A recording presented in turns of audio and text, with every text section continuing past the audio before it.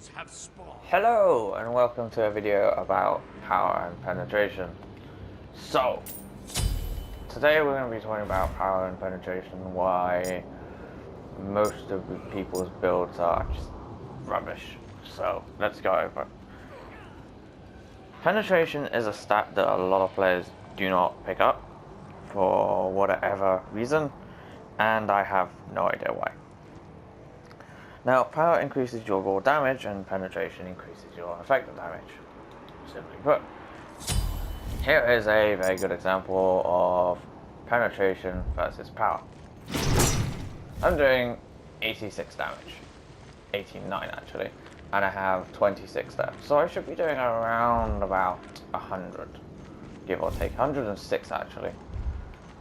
But let's see how much we're actually doing. Same number. So, and that's with 40 power. Let's see what happens when we add 10 penetration into the mix.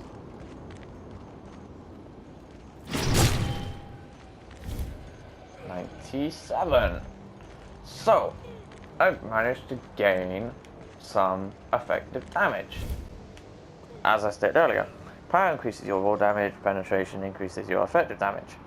Now, there is something else to actually take into account, and that is power scaling, which means power doesn't actually scale at 100% most of the time.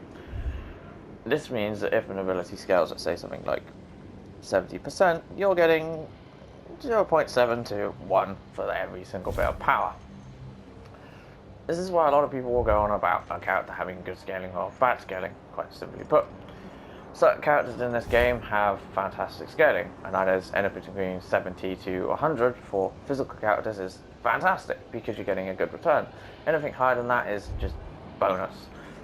Magical characters, you're looking at around about 50 to 70. Anything higher than that is just incredible, honestly. And it's the same case across the entire board for pretty much anyone. So for physicals, those are the numbers that I would say are good, and for magicals, those are the numbers that I would say are good. If you ever hear me talking about a character that has poor scaling or good scaling, that's what I'm referring to.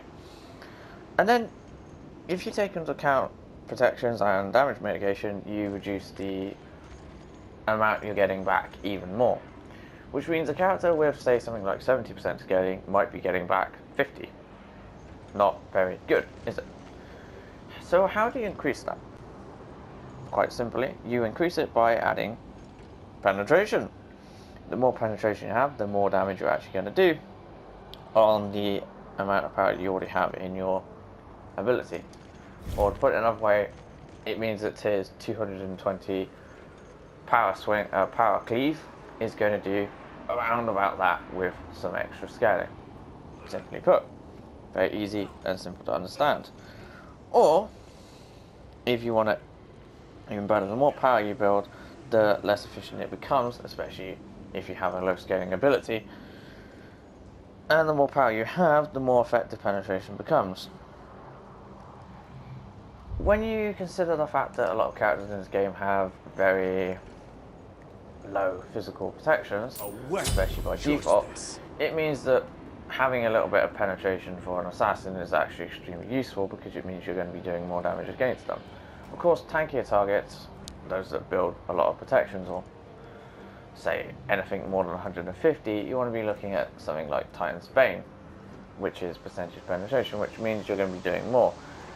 But you really shouldn't be overlooking the stat penetration compared to anything else in the entire game. If anything, I would say penetration is one of the most important stats in the entire game over power, but that's just me.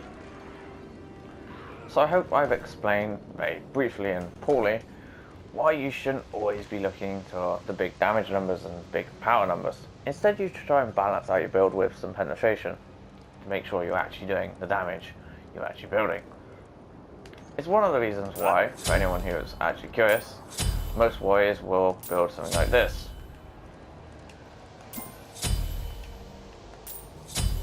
Or they could build no penetration at all. It's one of the reasons why a lot of players, especially pro players, will build something like this, making sure that you can be a meat shield and do a little bit of damage. And yes, building a little bit of penetration is fine on the warriors, For me, depending on how my team are doing, depends on if I will be building penetration on a warrior or not. For Guardians, I won't be building any sort of pen at all. And for mages, I will build some percentage penetration or pen, depending on the team comp. For assassins, I will be loading up on as much pen as I can, along with some defense items, just to make sure that I can survive.